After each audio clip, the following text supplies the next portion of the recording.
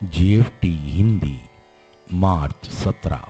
असली हिम्मत। जो लोग ऐसे समय से गुजर जाते हैं वो ऐसा साहस दिखाते हैं जो उनका अपना नहीं होता है। बेसिक टेक्स्ट प्रश्न नंबर 78।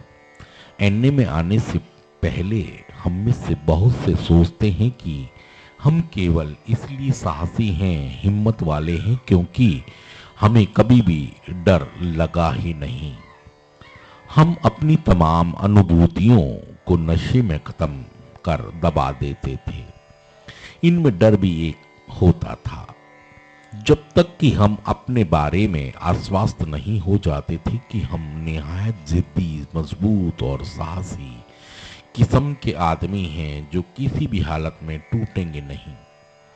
लेकिन नशे में डूबकर अपने को साहसी मान बैठना हमारी आज की उस जिंदगी से जरा सी भी तालमेल नहीं खाता जो जिंदगी हम आज भी जी रहे हैं। क्लीन और अपने सुधार के दौरान हम कभी कभी भयभीत हो जाने की मजबूरी महसूस करते हैं। जब हम पहली पहली बार अपने को कुछ डरा हुआ पाते हैं तो हम अपने को एक बारगी ही कुछ एक क्षणों के लिए कायर, कमजोर समझ बैठते हैं। हमें फोन का चोगा उठाते में भी डर लगता है क्योंकि हमें लगता है कि शायद फोन के दूसरे छोर पर बैठा व्यक्ति हमें समझ ना सके।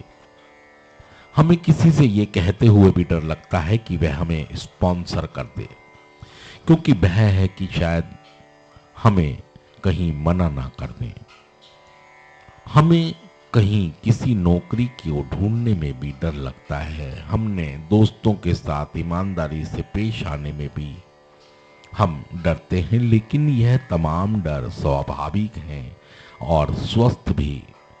जो चीजें ठीक नहीं हैं वह है कि हम अपने डर को इतने प्रभावी ना बनने दें कि वह हमें एकदम पूरी तरह निष्क्रिय कर दें।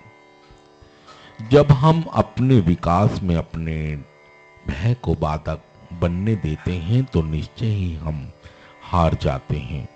सच्चा साहस एकदम से निडर होना नहीं है, अपितु भय के दौर से गुजर जाने की इच्छा में मौजूद है।